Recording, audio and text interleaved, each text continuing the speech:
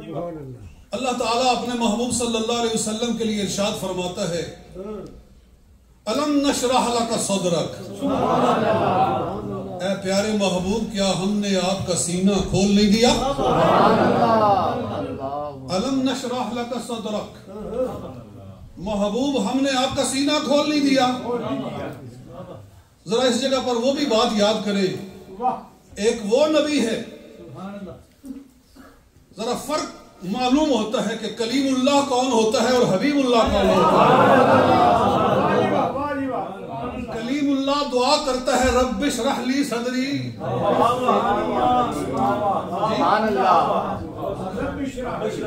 کلیم اللہ دعا کرتا ہے رب اشرح لی صدری، یا اللہ میرا سینہ کھول دے۔ ادھر بن مانگے بغیر دعا کیے رب فرما رہا ہے الم نشرح لک صدرک۔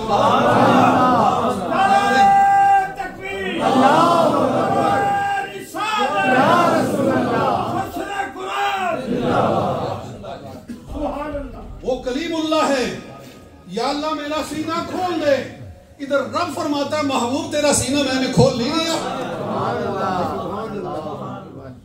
حضور علیہ السلام کے سینے کے کھولے جانے کا کیا مطلب ہے؟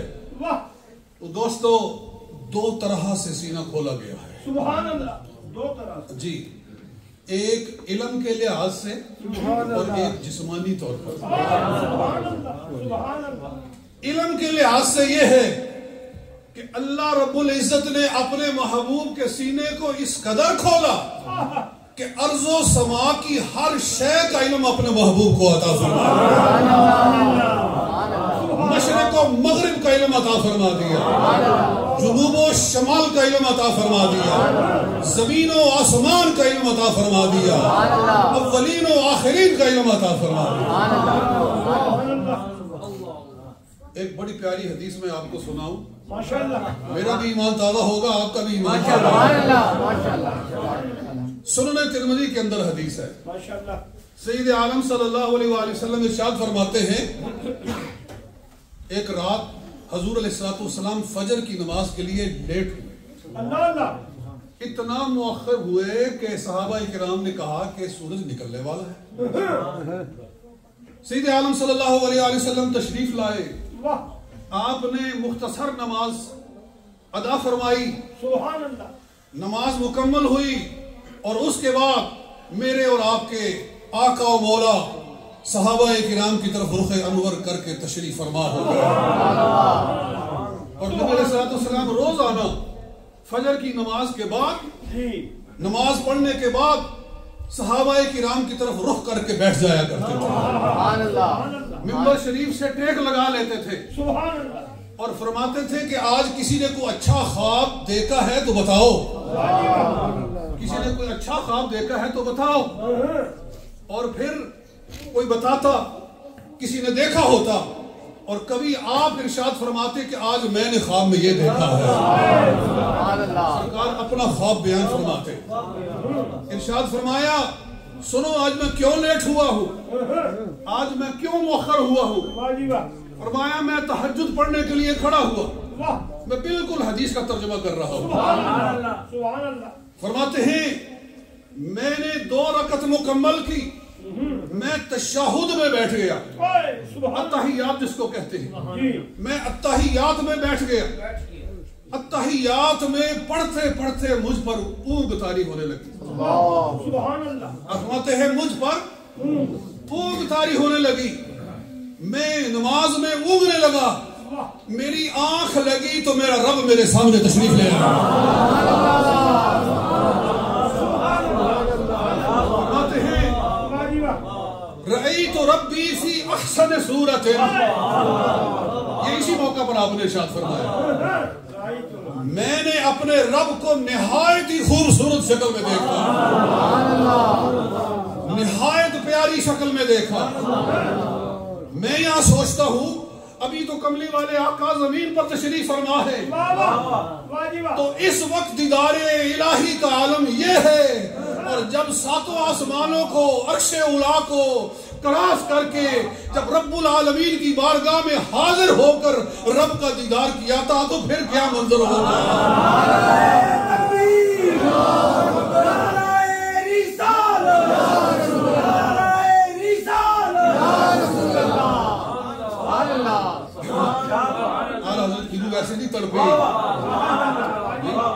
کیا ارشاد فرماتے ہیں کہ وہ جو شعر ہے کہ آنکھ والوں کی ہمت پہ لاکھوں سلام. آپ فرماتے ہیں کس کو دیکھا یہ موسیٰ سے پوچھے کوئی آنکھ والوں کی ہمت پہ لاکھوں سلام. میرا رب میرے سامنے تشریف فرما ہوا، جلوہ فروز ہوا، میں نے اپنے رب کو نہایت ہی خوبصورت شکل میں دیکھا. میرے رب نے مجھ سے سوال فرمایا یا محمد فیم یختصم الملأ الاعلی، اے محمد صلی اللہ علیہ وسلم بتاؤ فرشتے کس بات میں جھگڑا کرتے ہیں؟ ملأ الاعلی آسمانی مخلوق کس بات میں جھگڑا کرتے ہیں؟ میں نے عرض کیا ما ادری یا اللہ، اے اللہ میں نہیں جانتا کس بات میں جھگڑا کرتے ہیں. فرشتوں کا جھگڑا ہوتا ہے. پھر کیا ہوا؟ سرکار ارشاد فرماتے ہیں فوضع اللہ یدہ بین کتفی فوجدت بردہا بین صدیی فعلمت علم الاولین والآخرین.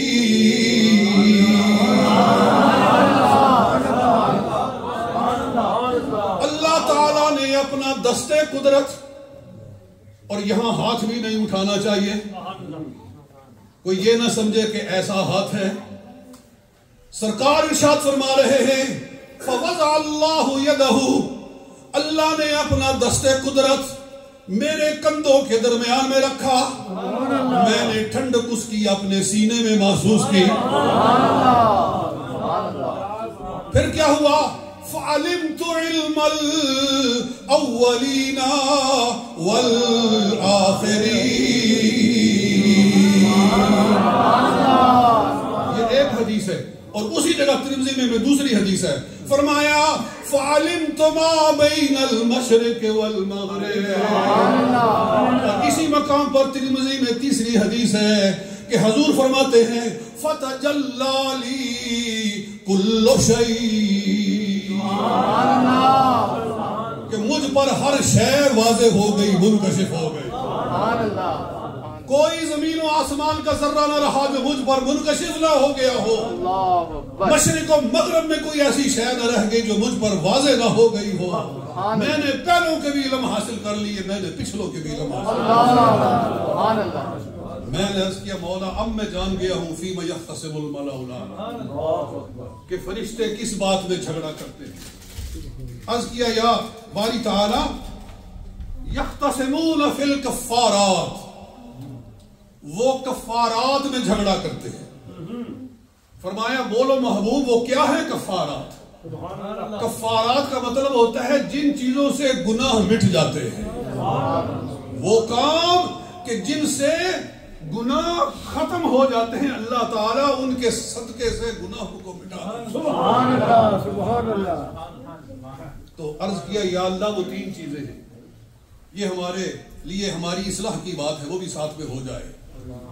عرض کیا یا اللہ وہ تین چیزیں ہیں جو کفارات ہیں، گناہوں کو مٹانے والی چیزیں ہیں. ایک ہے انتظار صلاۃ بعد صلاۃ، ایک نماز کے بعد دوسری نماز کا انتظار کرنا. ایک نماز کے بعد دوسری نماز کا انتظار کرنا. ایک نماز پڑھ لی ہے اور مومن تڑپ رہا ہے کہ کب دوسرا وقت آئے گا کہ پھر میری زمین نیاز بارگاہ خداوندی رک جائے گی. اور فرمایا دوسرا یہ ہے کہ کثرت الخطوات الی المساجد، کہ مسجدوں کی طرف زیادہ قدم اٹھا کر جانا. یعنی جب کسی بندے کے مرنے کے بعد اللہ تعالیٰ کے فرشتوں نے اس کے قدموں کو کاؤنٹ کیا تو زیادہ مسجد کی طرف اٹھے ہوئے قدم. دو اور تیسرا ارشاد فرمایا کہ اسباغ الوضوء علی المکارہ، تکلیف ہونے کے باوجود وضو کو نہایت گہرے طریقے سے کرنا. یعنی پانی بھی ٹھنڈا ہو، سردی بھی ہو، تکلیف محسوس ہو رہی ہو، پھر بھی وضو کو اس باغ کے ساتھ کرنا، پورے طریقے کے ساتھ کرنا. فرمایا یہ وہ کفارات ہیں جن کے بارے میں فرشتے جھگڑتے ہیں. ایک فرشتہ کہتا ہے یا اللہ مجھے اجازت دے کہ یہ کام میں لوگوں کے اٹھا کر تیری بارگاہ میں لایا کروں. دوسرا کہتا ہے کہ یا اللہ یہ ڈیوٹی مجھے عطا کر دے کہ یہ کام میں تیری بارگاہ میں پیش کیا کروں. رب العالمین کو بندوں کے یہ کام اتنے پسند ہیں کہ فرشتے اس کے لیے جھگڑا کرتے ہیں اور اللہ ان کے صدقے گناہوں کو معاف کرتا ہے. تو کیا میلاد شریف کے اس جلسے کے صدقے سے آج ہم یہ عہد کرتے ہیں کہ ہم ان چیزوں کو کیا کریں گے؟ جی کہہ دیں انشاءاللہ، بلند آواز سے انشاءاللہ، اتنا زور سے کہ شیطان لعین کا کلیجہ پھٹ جائے انشاءاللہ العظیم. جی یہ ہے علمی شرح صدر. ابھی میں نے جسمانی والا شروع نہیں کیا تو میں وقت کو ملحوظ خاطر رکھتا ہوں. جی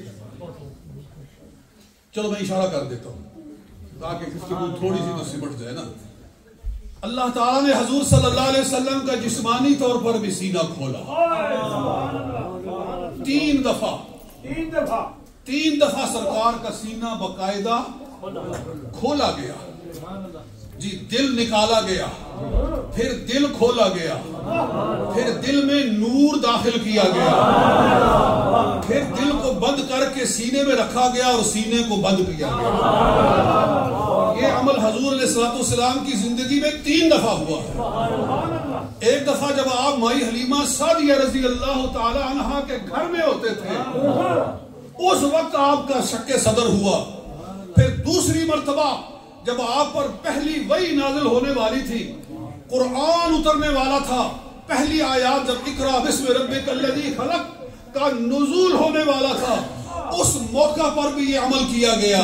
اور تیسری مرتبہ جب آپ اللہ کا دیدار کرنے کے لیے جا رہے تھے معراج کی رات، تو معراج پر لے جانے سے پہلے بھی حضور علیہ السلام کے ساتھ یہ معاملہ، یہ شق صدر کیا گیا. بچپن میں اس لیے کیا گیا تھا، بات سمیٹ رہا ہوں، بچپن میں اس لیے کیا گیا تھا کہ ایسا غلیظ معاشرہ تھا کہ ہر طرف بے حیائی تھی، ہر طرف برہنگی تھی، ہر طرف ظلم تھا، ہر طرف گناہ تھا. اللہ رب العزت نے اپنے محبوب کے قلب مبارک کو بچپن کے اندر کھول کر اس میں نور کے خزانے ڈال دیے تاکہ میرا محبوب معاشرے کی ہر آلائش سے دور رہے اور اس کی برکت سے معاشرے کے اندر نور کا چمکا.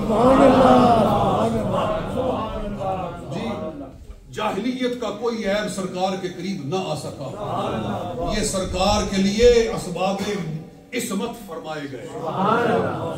اور دوسرا جب قرآن نازل ہونے لگا تو وہ کتاب نازل ہونے لگی کہ رب فرماتا ہے کہ پہاڑوں پہ اتاری جائے تو پہاڑ ریزہ ریزہ ہو جائے. اللہ نے فرمایا میں محبوب کے دل میں اتنا نور داخل کر دوں گا کہ جس وزن کو پہاڑ نہیں اٹھا سکتے اس کو میرے محبوب کا قلب اٹھا. اور تیسری مرتبہ معراج کی رات یہ اس لیے کروایا گیا کہ آج وہ مقام آنے والا ہے، ایک جھلک دیکھنے والا بے ہوش ہو گیا اور ہم اپنے محبوب کو بے حجاب اپنا دیدار عطا کرنے والے. میرا محبوب مجھے بے حجاب دیکھے گا تو اس کی آنکھیں ٹکٹکی لگا کر دیکھے گی اور دیکھتا ہی رہ جائے گا. تو جو کچھ میں نے کہا مولا ایک بات قبول فرمائے.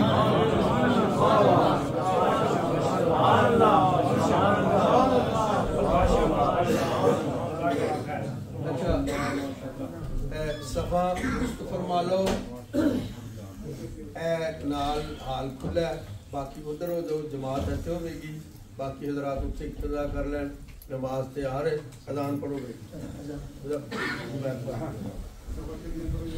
صفا صبح سے ہی کرو جی، جنہیں وضو کرنا ہے وہ وضو کرو.